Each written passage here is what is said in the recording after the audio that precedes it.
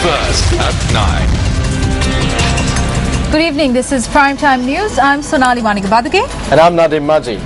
Well, Museus College Colombo emerged champions of the Debater, the Sinhala language debating competition, telecast on our sister channel, Sirsa TV. That's right, Sonali. We have the details coming up later on in the bulletin, but first a look at tonight's headlines. The headlines on News First at 9. Preparations complete for Chogam 2013. Youth and People's Forums commence on Sunday. Bureaucracy denies Sri Lankan fishermen job opportunities in South Korea.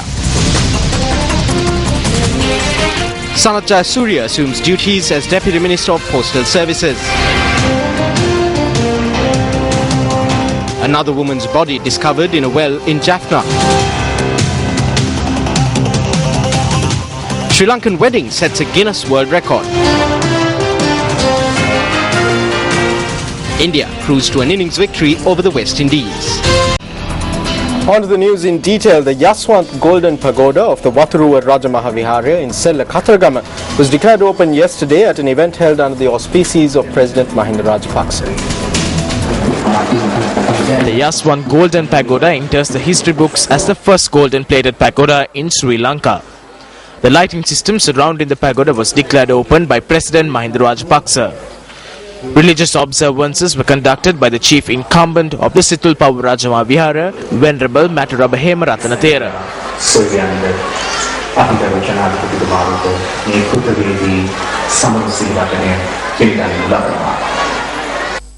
Meanwhile, the Ratmalana Airport Terminal, which is modernized for domestic aviation services in view of the Commonwealth Heads of Government meeting, was declared open by President Mahinda Rajapaksa today.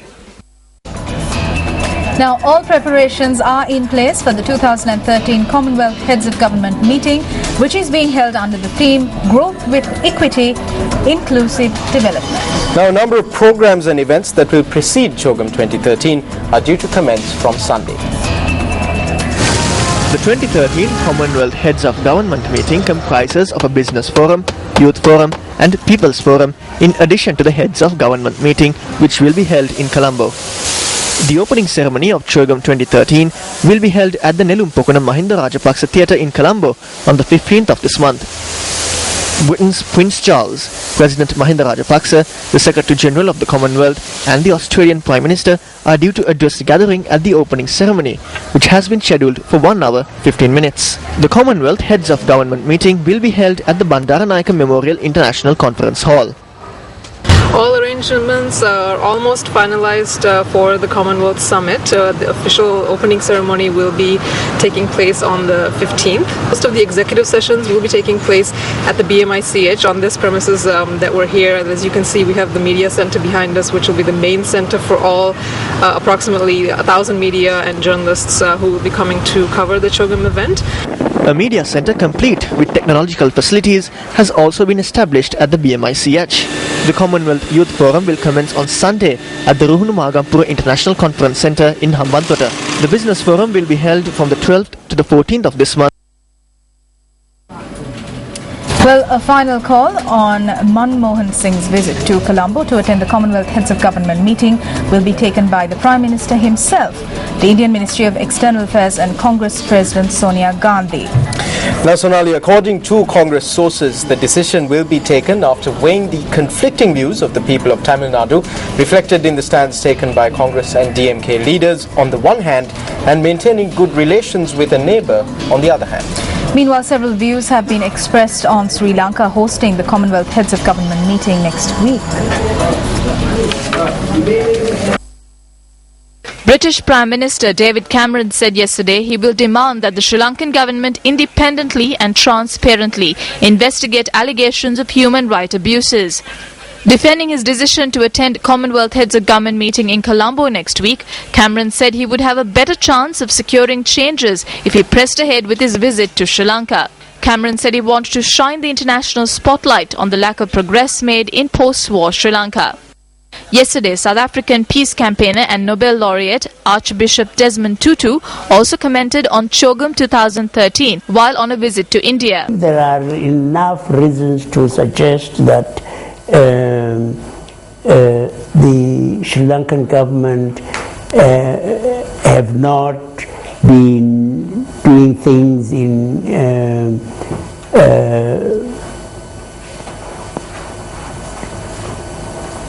with integrity. Then I think the world has to apply all the screws that it can. I am saying yes, maybe they shouldn't go.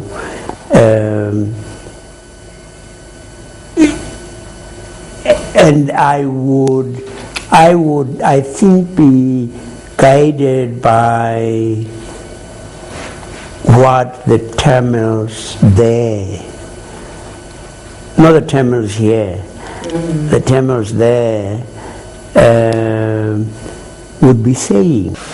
Meanwhile, India's The Hindu newspaper reported that Archbishop Desmond Tutu is also of the view that the Chogam could be an opportunity for countries to encourage Sri Lanka in the path of reconciliation that it is seeking to walk on.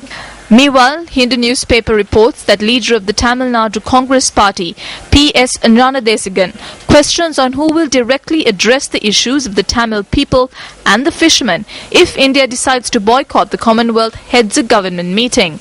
He states that the Indian central government must reach a quick decision over the matter, taking into consideration the sentiments of the Tamil people in Sri Lanka, political leaders and the fishing community in Tamil Nadu. DMK leader M. Karunanidhi had also addressed a letter to the top brass of the Tamil Nadu Congress Party regarding the Commonwealth Heads of Government meeting. Speaking to the Hindu, Gnanadesigan had said that the letter had been directed to the Indian Congress as well. The report also quotes Gnanadesigan as saying that those responsible for alleged war crimes said to have taken place in Sri Lanka need to be punished.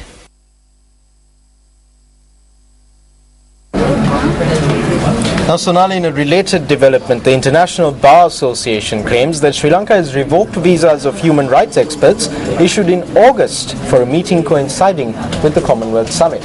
That's right, Nadeem. Now, foreign media reports quoted the International Bar Association's Human Rights Institute as saying that they were due to attend a seminar titled Making Commonwealth Values a Reality, the Rule of Law and the Independence of the Legal Profession. IBAHRI said Sri Lankan authorities revoked the visas on Wednesday, saying they were unable to facilitate any visits during an embargoed period from the 20th of October to the 20th of November. President of the Bar Association of Sri Lanka, Attorney at Law Upul Jayasuriya, was quoted by AFP as saying that the argument from the government was that the BASL did not get permission from the Ministry of External Affairs to hold the seminar.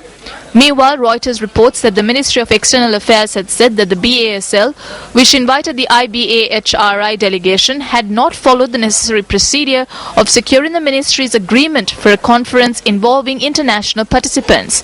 The ministry had said in a statement that the IBAHRI claim was a gross misrepresentation of facts and an attempt to sully the image of Sri Lanka. Welcome back. On to one of our headline-making stories. Deputy Minister of Postal Services, Sanat Jayasuriya, ceremonially assumed duties today. That's right. The Deputy Minister assumed duties at the office located on Ward Place. A group including Minister of Mass Media and Information Keheliya Rambukwella and Minister of Postal Services Jeevan Kumarathunga were present at the occasion.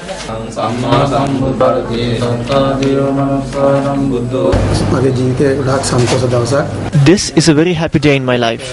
The responsibility that I have assumed today is a long-term journey with the Minister.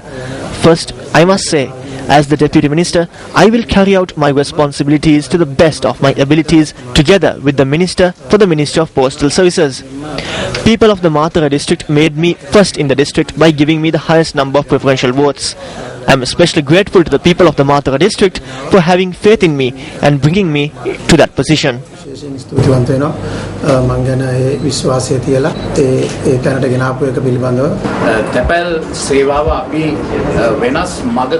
a moment when we are steering the postal service in this country into a new path and are making it more fruitful to the country, it is a great convenience for us that Sanat Jayasuriya has assumed duties as Deputy Minister and filled the vacant seat of the Deputy Minister.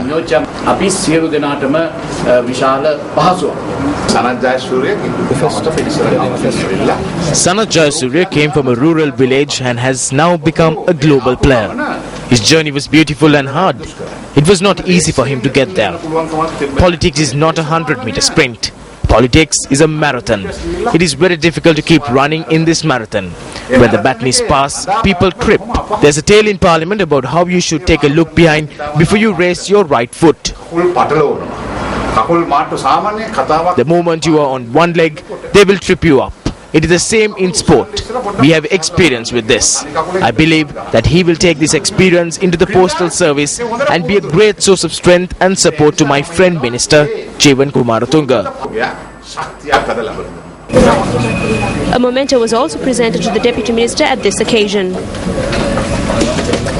UNP parliamentarian Ranjit Mandubamandara says that party leader Ranil Wickremesinghe has increased his powers within the party by appointing a United Leadership Council in name only. Meanwhile, United Bhikkhu Front member Venerable Thalpotha Dhammajoti Thera says that MP Sajid Premadasa's decision to withdraw membership from the United Leadership Council as a mark of respect for the Mahasangha was a great tribute paid to the Mahasangha. Sajid Premadasa We got to know through the media that Sajid Premadasa resigned from the Leadership Council as a mark of respect for the Mahasangha. Sajid Premadasa is a man who has always respected the Mahasangha. On the 3rd of this month, a discussion was held in Kurunagala between MPs Sajid Premadasa and Karu Jayasuriya and the respected monks of the United Bhikkhu Front. We agreed on 3 points at this discussion. The respected Mahasangha and MPs Sajid Premadasa and Karu Jayasuriya signed that letter. Sajid Premadasa mettumat ita sankala Karu Jayasuriya mettuma kalpana karanna ona. MP Karu Jayasuriya needs to think about the legitimacy and the constitutionality of the Leadership Council that has been appointed. I urge that he ask these questions from his heart. Is this Leadership Council what we need to solve our problem? The Mahasangha who came for this are also divided. I believe that none of the things that we discussed with ourselves and the monks have been included in this. But we can clearly see today that this Leadership Council was appointed on the whim of the leader of the United National Party. There needs to be change in the United National Party. We have said continuously that the leadership of the United National Party must change. There has been no change in the UNP leadership through this Leadership Council. There has been no change in the face of the leadership. The leader's powers are intact. The leader has now become the national leader. The leader is the opposition leader. The leader is the leader of the working committee. There has been no change here. We cannot say what Karu Jayasuriya's thought process was in this case. Ranil Wickremesinghe said clearly that he would take a step backwards, but what has happened is that he has become the national leader. The only change that I can see constitutionally is this. So today the people who are advising the party are people who do not know about the history of the United National Party, the party supporters or the party policies. They are people who have come from here and there after being chased away. When looking at the members of this Leadership Council, does it comprise of persons representing all of the people and unity desired by them? No. The Leadership Council comprises of persons appointed by the party leader. The United National Party needs a leader of the United National Party. I say that the UNP does not need persons who have been isolated politically, who are politically desolate and who have been rejected in politics.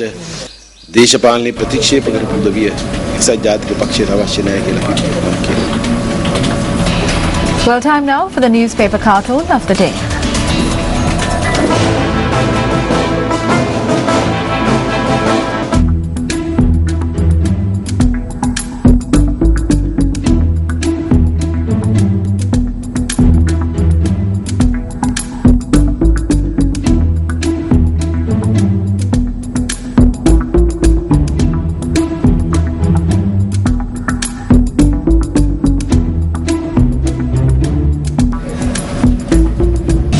Who is this and what is he doing? Is this A. Ranil Wickremesinghe, B. Dayagamage, C. Sagala Ratnayaka? Voters identified the individual circled in this photograph as UMP national organizer and businessman Daya Gamage. 75.8% of respondents identified the person standing on a government construction site as Daya Gamage. 8.72% of respondents identified the person as Ranil Wickramasinghe. 8.65% of respondents to the SMS poll said it was Sagala Ratnayaka. 6.80% of respondents identified the circle individual as a different person.